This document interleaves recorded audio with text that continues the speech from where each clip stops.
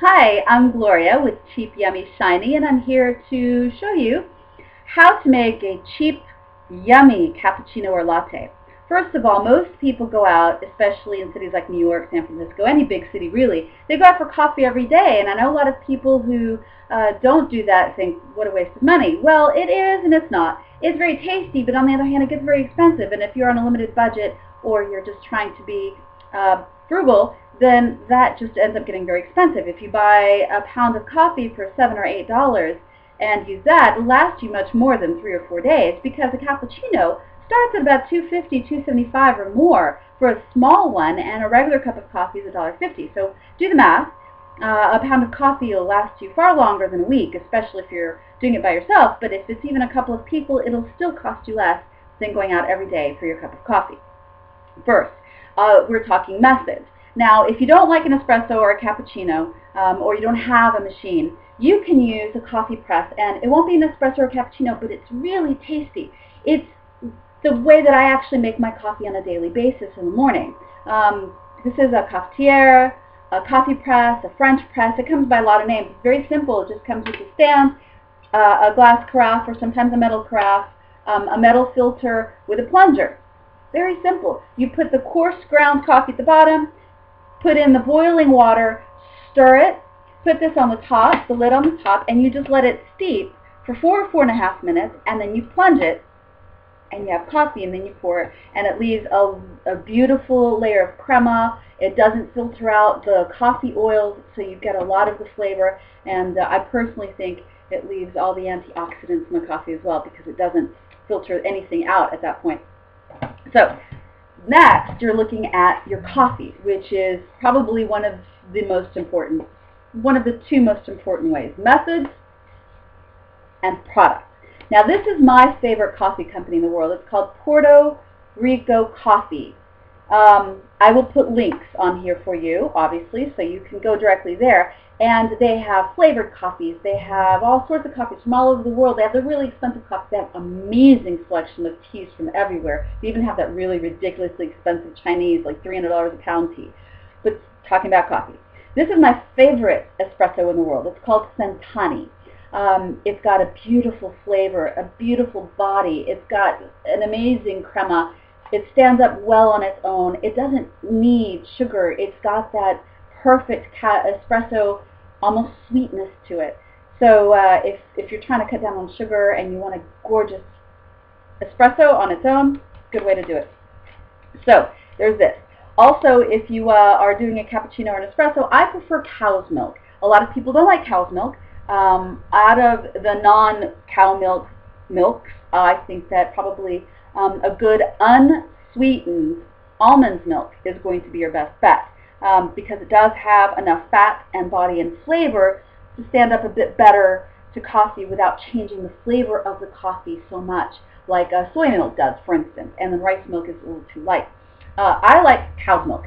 I like skim milk, but I don't like watery skim milk, so I spend the extra 50 cents. I know, if you're really cheap, you go for the $1.59 store brand, but this isn't watery. They add extra protein and they add extra calcium, and it makes it creamy, and this one also doesn't have hormone in their milk, which, if is important to you, like this me, you'll get this. You don't have to get this. They have a lot of different fortified milks, like the Skim Plus, and Welsh Farms has one, so whatever you happen to be able to get to. This just happens to be my favorite. I don't like the name of the brand. All right, so now that we have the basics down, I'm going to show you how to actually do it. So let's go ahead and move over to the machine and the grinder. All right, so to start off, you need a grinder. This is a really inexpensive burr grinder. I prefer them over the blade grinders. I think that they give you a better ground than one of the other ones. And also, it's got a dial on the side, so you can go coarser, like I have it all the way to the end for the coffee press. But now that I'm going to make an espresso, I put it to the finest, which is all the way over here, and that way it gives me a nice fine grind for the espresso. This is a Black & Decker. It's really cheap. It's under $30. It'll last you a while. However, I do think that you get what you pay for. I broke this part within 2 days of my having it, so I had to tape it back together, but it actually does work. So put the little container inside, open it up, get your wonderful, wonderful, lovely, yummy espresso, and you measure out a spoon, okay? So you put it at the top on this particular one. And this is going to be a little noisy, so I apologize. You go ahead and grind it. So I decided to spare you that and cut the entirety of it out because it's loud, it's noisy, and whatever. So move this over to the side. I pull out the little container, and I do it over my sink so I don't make a mess. I kind of tap it so it's all at the bottom. Again, this is an inexpensive grinder, so as I said, you get what you pay for. So going ahead and moving you over to the actual machine. I love this machine. It's inexpensive. I'll tell you right now. It was under $200, but it's lasted me, but this is my third year with it, so it works out nicely. This is a Cafe Aroma. This is a Breville. I love Breville appliances. I have a few of them in my kitchen because they look nice. They can get the chrome and everything, and they work really well, and they're not so high priced that you can't afford it. So going ahead and taking over here to the actual machine. Here you have your espresso holder. I'm going to make a small cappuccino, so I'm going to use the single, and they usually have it on the bottom. It's like one little cup or two little spoons, and I stick it into the holder. Then I take my espresso, and I've already measured this out. Otherwise, you can measure it, you know, yourself if you use a pre-ground. But since I measured it before I ground it, it works out nicely. I have a little tamper. This comes with the machine, and it's very handy. And you just very lightly tamp the top of it. Don't overdo it, because if you squeeze it too tightly in there, it'll get stuck and it won't flow. The water won't flow very well. So I put it in and I tighten it. Now this has already been heating for a little while, so it's basically ready because the heating light is off. I put this under the bottom. If I were doing two, like a double espresso, I would take both little cups because it's got a nifty little feature that allows 2 cups to come out at the same time, but I'm only making 1. So I put this at the bottom and I turn it on to the espresso setting.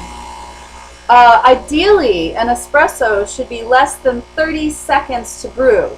So if you have a good machine, it'll do it very quickly. Like this one, far less than 30 seconds, and I did a tall espresso. As you can see, the crema is beautiful. It's like the creamy top layer of a beautifully done espresso. So I go ahead and leave that here. Keep it out of my way. Now this particular espresso machine, cappuccino maker, has this nifty little tube that you put over the steamer wand. And it actually helps foam. So what I'm going to do here is, because again it's not a really expensive one, I'm going to go ahead and let it squirt out some of the water, because sometimes certain makers will squirt out a little bit of water first, and I don't like a lot of water in my cappuccino or latte. So now once I know it's going to steam beautifully, I put some milk. I usually use about 1/3 of a cup for a small cappuccino latte. And I go ahead and I put this steamer wand in there and I turn it on. Now, it doesn't sound like it, but it actually has, this one has a pretty powerful pump in there. So it's strong enough to make a good foam. Now, the secret to this is you don't want to, if you want a lot of foam, you want to keep this just underneath the surface as you foam. And you want to use really ice cold milk. Colder the milk, the better. If you need to, drop a small ice cube in here and it'll help too. And as it foams up, you can see me moving this a little bit, but it's going higher and higher, so I'm moving this lower. And you can feel when it bubbles too hard. If you can really feel it bubbling, then you're boiling the milk. So move it down a little bit, because you want it further down in the milk at that point. But see, you can hear now it's almost entirely foam. Look at all that gorgeous foam at the top. It's trying to come out. And now I want to heat it up because I want a nice hot cup of cappuccino. So here we go. You can see all that foam, all of this foam from 1/3 of a cup of milk. So in order to get the best quality foam, you let it sit for a little while because you want a nice glossy, smooth foam. So I'm very non-traditionalist. I'll do whatever. I'm not going to do little pretty designs on the top because, frankly, I can't. I take my espresso, pour it into a nice, big, gorgeous cup that kind of reminds you of Friends, right? I love to drink my espresso and my coffees out of these big cups. And I'm just going to wait and let this sit for a few seconds. Tap the side because you want the big bubbles to dissipate. You can see this lovely foam here. It's starting to get a nice glossy sheen to the top of it. I'll pour a little bit of the steamed milk. Since this is a cappuccino and not a latte, a little bit of the steamed milk.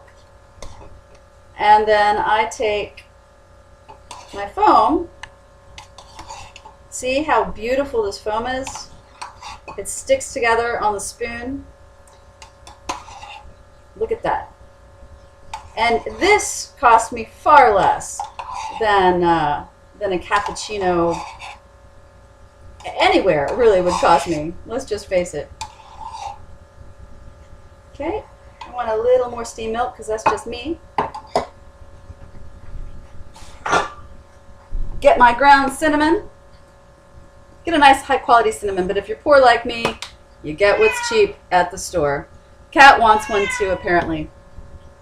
Okay, so now that I've showed you how to make a really cheap, really yummy cup of espresso latte or coffee, and you know where to get really inexpensive books so you can stay in and enjoy an evening by yourself or with other people, but cheap, reading really good books and drinking really lovely cappuccino.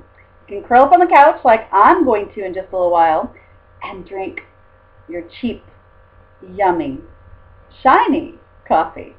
So I hope that you join me next time for something entirely different on Cheap Yummy Shiny. You never know what I'm going to come up with because I love cheap, but I hate cheap quality. Cheers.